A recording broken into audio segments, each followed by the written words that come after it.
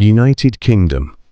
Prime Minister Keir Starmer warned of wider conflict and urged diplomacy to stabilize the region. He stressed Iran must not acquire nuclear weapons and said the US acted to counter that threat.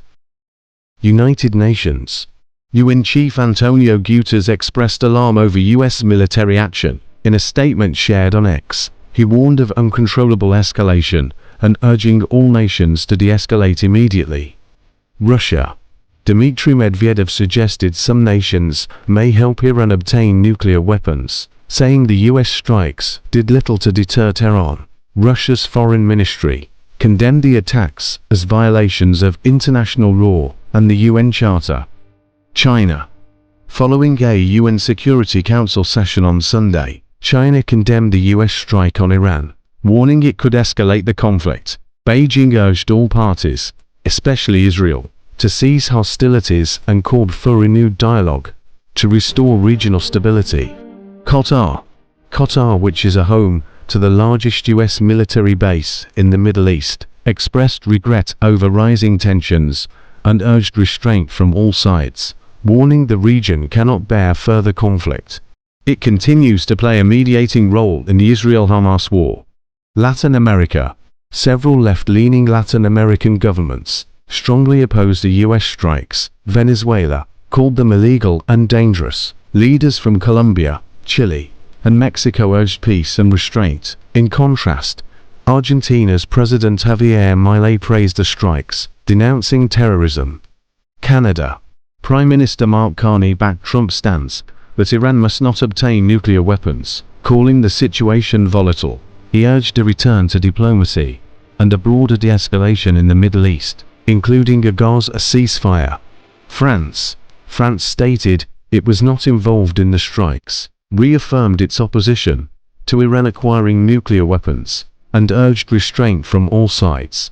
It called for a negotiated solution under the Nuclear Non-Proliferation Treaty. Spain.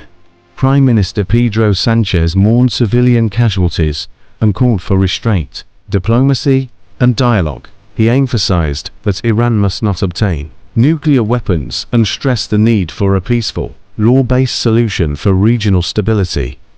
Germany. Chancellor Friedrich Merz urged Iran to return to nuclear talks with the US, calling for a diplomatic solution. Berlin said it will coordinate closely with EU and US partners. Ukraine. Ukraine supported the US strikes, saying diplomatic efforts to stop Iran's nuclear ambitions had failed. It called the action a clear message to Iran that regional destabilization is unacceptable. European Union.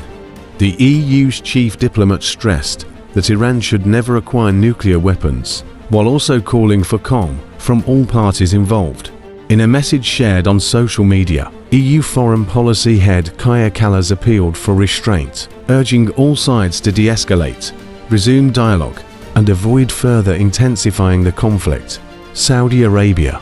Saudi Arabia, which previously condemned Israel's strikes on Iran's nuclear facilities and military leaders, expressed deep concern about the US airstrikes, but stopped short of condemning them. The kingdom underscores the need to exert all possible efforts to exercise restraint, de-escalate tensions, and avoid further escalation, the foreign ministry said in a statement. Iraq condemned the US strikes, warning they risk regional and global instability. Government spokesperson Bassem al-Awadi urged all sides to seek diplomatic solutions and avoid further escalation. Italy. Foreign Minister Antonio Tajani said Iran's nuclear facilities represented a danger for the entire area, but hoped the action could lead to de-escalation in the conflict and negotiations. Ireland. Deputy Prime Minister Simon Harris called the US strikes a dangerous escalation, warning of a growing risk of uncontrollable conflict. Ireland urged renewed negotiations to prevent Iran from obtaining nuclear weapons. Australia. Foreign Minister Penny Wong backed the US strikes, calling them a move to stop Iran from obtaining nuclear weapons. She emphasized the need for de-escalation and diplomacy, noting the US acted unilaterally. Japan. Japanese Prime Minister Shigeru Ishiba said it was crucial to calm the situation as soon as possible, adding that Iranian nuclear weapons development also must be prevented. He declined to comment on whether he supported the US attacks on Iran. Israel. Prime Minister Benjamin Netanyahu praised the US strikes on Iran's nuclear sites. Congratulations, President Trump. Your bold decision to target Iran's nuclear facilities with the awesome and righteous might of the United States will change history. Thanking President Trump for demonstrating peace through strength, he said, the US acted decisively and with power to ensure security. President Trump, I thank you. The people of Israel thank you. The forces of civilization thank you. God bless America. God bless Israel. And may God bless our unshakable alliance, our unbreakable faith.